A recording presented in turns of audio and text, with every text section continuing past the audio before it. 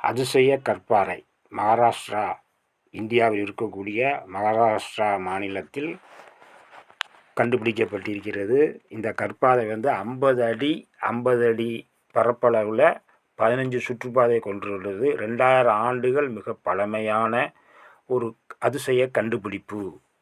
இந்த கற்பாறையானது ரோமானிய நாட்டிற்கும் இந்தியாவில் இருக்கக்கூடிய நாட்டிற்கும் கடல் வணிகர்கள் வந்து செல்லக்கூடியதற்கு உள்ள ஒரு அடையாளமாகவும், கடல் வணிகர்கள் வந்து செல்லக்கூடிய ஒரு அடையாளமாக இந்த கல் திகழ்ந்திருக்கிறது.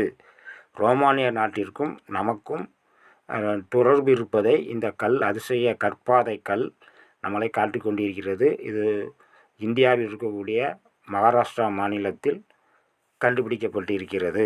கடற்கரையை ஒட்டிய பகுதியில் கண்டுபிடிக்கப்பட்டிருக்கு அதிசய கற்பாதை. இது உலகில் எங்கேயுமே இல்லை. இந்தியாவில் இதுதான் மிகப்பெரிய கற்பாதை ஆகும். நன்றி, வணக்கம்.